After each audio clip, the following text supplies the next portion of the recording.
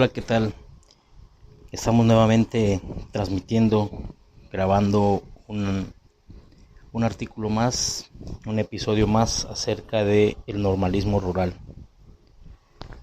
Ha sido muy placentero el poder compartir con ustedes o compartirles a ustedes en los episodios anteriores información acerca de las normales rurales, de las cuales me siento muy orgulloso y que tienen en el escenario educativo nacional una gran historia.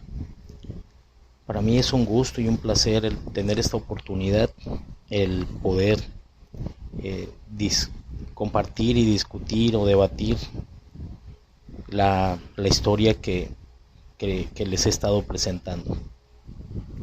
Hace poco tiempo, en una de las lecturas que he estado realizando de varios libros, me encontré con una información que es muy interesante y que tiene que ver, claro, con la historia del normalismo rural. Escribí un artículo en mi blog una vez que recabé toda la información, y ese artículo es el que quiero compartirles el día de hoy. Muy pocos, la verdad, están enterados que en el año 2022 se van a cumplir 100 años del normalismo rural, 100 años de que fue fundada con grandes obstáculos la primera normal rural de Latinoamérica en la ciudad de Tacámbaro de Codayos, en el estado de Michoacán de Ocampo. Para ser muy específicos, el 22 de mayo de 1922. En palabras de Jesús Álvarez Constantino, en el prólogo del libro Un maestro de pueblo y la epopeya de la primera normal rural, en donde se narran los primeros pasos para la conformación de esta normal, de esta institución, escribe: no solo merece el nombre de epopeya el establecimiento de esta primera normal rural, que sirvió de norma y orientación para la creación de las demás normales rurales del sistema, sino que toda la educación rural mexicana en la década a la que nos estamos refiriendo constituye en sí misma una de las más notables epopeyas de la pedagogía universal. Y aquí hay una nota bastante interesante y con un valor inigualable que dice: esto no lo decimos nosotros, ni los historiadores, ni los que somos a los que nos gusta investigar algo sobre el normalismo rural, sino que lo afirma un personaje destacado, un filósofo destacado norteamericano, que su nombre les sonará conocido en diversos ámbitos.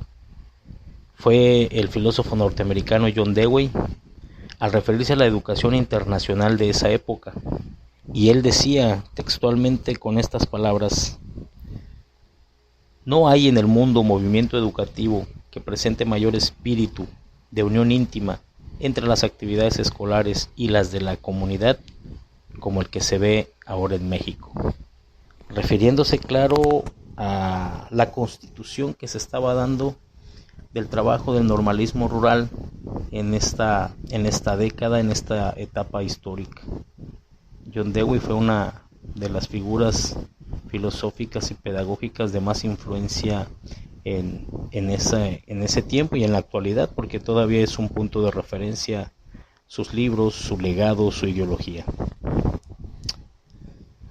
Y tú que me escuchas, y el amable lector de este artículo, si eres docente y eres tabasqueño, porque en este escenario nos vamos a situar, te preguntarás: ¿y eso en qué se relaciona con Tabasco? La respuesta pues es inesperada, porque pareciera que se han empeñado en mantener oculto, en secreto, o de plano no se quiere reconocer la importancia de la educación que desde Tabasco impulsó el maestro Arcadio Centella Priego, un autor tabasqueño, un escritor tabasqueño, considerado también el precursor de la novela mexicana, que para poner en contexto les voy a comentar que desde 1903 se dedicó a fundar escuelas en las zonas rurales de nuestro estado a falta de apoyo del entonces gobernador Abraham Vandala. También aquí se vivió una epopeya educativa, y más grave aún porque en esos tiempos los medios de comunicación en Tabasco pues eran prácticamente pluviales, no había medios de comunicación terrestres, eran pluviales, ríos, lagos y por mar, es decir, se encontraba en un nivel de aislamiento pues muy alto. La pregunta que muchos se harán quienes tengan la oportunidad de escuchar este podcast es: ¿quién fue Arcadio Centella? Como lo comenté hace un momento, pues fue un escritor, fue un precursor de la novela mexicana, pero al mismo tiempo fue un maestro rural. Y al respecto, el también profesor Ramón Mendoza Herrera, en su libro Vidas Cunduacanenses, nos escribe: hay un hecho importante en el desarrollo de la vida cultural de Tabasco, la fundación de las escuelas rurales en 1903. Era director de educación don Arcadio Centella Priego, natural de Cunduacán, y comprendió la necesidad de llevar el abecedario a las masas campesinas. Instó con frecuencia al gobernador Vandala, pero se hallaba con el obstáculo presentado por la falta de infraestructura, de edificios, como en la actualidad en algunos lugares, pues el gobierno pensaba que produciría una erogación muy fuerte con esas construcciones. Ante esta problemática y ante este obstáculo, el maestro Centella cayó y días después se marchó a las comunidades rurales. ¿Qué hizo? Estableció contacto con el medio, convenció a los campesinos de los beneficios de llevarles la cultura, y de su propio peculio las aldeas, los campesinos construyeron sus propios edificios.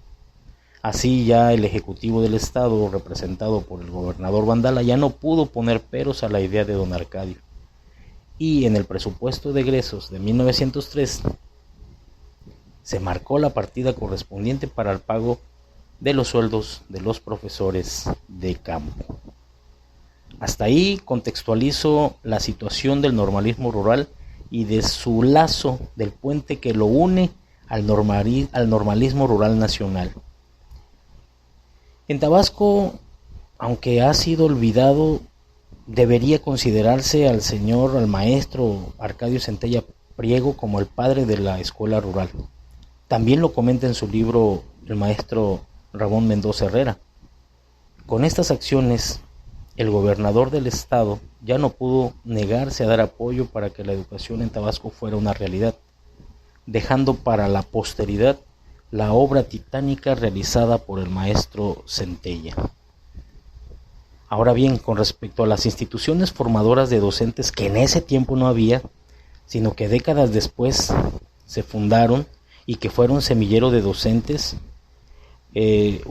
dos investigadores, que son María Magdalena Méndez Brito y Vicente Paz Ruiz, escriben Las raíces de la identidad del magisterio tabasqueño, en donde documentan datos muy importantes sobre la fundación de la Normal Rural del Estado, y que les comento brevemente. La educación, dicen estos dos investigadores, en el estado de Tabasco ha tenido dos hitos que le han dado presencia a nivel nacional, y eso se lo dieron los dos caudillos tabasqueños más representativos: Tomás Garrido Carnival, del 26 al 36, el hombre del sureste y su escuela racionalista, y Carlos A. Madrazo Becerra, quien fue su discípulo, del 55 al 63, con la aplicación del plan de 11 años. En 1908 se edifica la estación agrícola experimental, nos dice la historia. La federación da concesión para establecer la escuela Granja Simón Sarlat, en la que estudiaría la carrera de agronomía, con el compromiso del gobierno estatal de becar a 10 alumnos. En septiembre de 1922, en ese edificio del que estamos hablando, se abre también la Escuela Normal de Maestros Rurales, patrocinada por el gobierno estatal, y la cual contó con 38 alumnos en su inicio. pero debido a la rebelión que encabezó don Adolfo de la Huerta en diciembre del 23, la granja fue ocupada hasta el 32. Y en enero del 32, una vez abandonada por el ejército, se abrieron las inscripciones para la normal rural para el ciclo del 33. La Escuela Normal Rural para Campesinas Dolores Correa Zapata operaría en ese mismo edificio. En el 34 se trasladó también ahí mismo, a ese edificio, la Escuela del Maestro Tabasqueño. Primero trabajaron por separadas, pero en el 36 se fusionaron con el nombre de Escuela Normal Rural del Estado, reformándose así el plan de estudios con el fin de ajustarlo al de las escuelas normales del país. Ahí la clave, ahí nos podemos dar cuenta que considerando la fundación de la Normal Rural en Tacámbaro, y bajo ese marco, bajo esa norma, se rigió la Escuela Normal Rural del Estado aquí en Tabasco. Lastimosamente, en 1962 desapareció el calificativo de rural, y en el decreto del 128 del 20 de marzo se le quitó y solamente quedó como Escuela Normal del Estado. Así, el gobierno tuvo facultades para desaparecerla, y en esa fecha se cerró la etapa de la formación docente rural, que estuvo de manera discontinua del 22 al 62. La historia pues nos lleva a concluir que efectivamente en el año 2022 será trascendental para el normalismo rural, que tanto en Michoacán, en Tacámbaro, Michoacán, así como en Tabasco, en Villahermosa, debería de haber celebraciones por los 100 años de la fundación de esas dos grandes instituciones. En el mes de mayo pues sería en Michoacán, y en septiembre sería en Tabasco. Esperemos que no omitan estos hechos trascendentales que vale la pena recordar. Decirles que las dos normales, o las legadas, o los legados de esas dos normales aún se mantienen vivas, porque en Tiripetío, Michoacán, sigue funcionando la Escuela Normal Rural Vasco de Quiroga, que es la heredera directa de la primera normal fundada en Latinoamérica, en Tacámbaro. Y en Tabasco sigue funcionando la Escuela Normal del Estado Rosario María Gutiérrez Esquilsen, que viene siendo pues también la heredera de la primera normal, la segunda normal rural fundada en América Latina, y que se fundó en el estado de Tabasco. Creo que es un dato que vale la pena mantener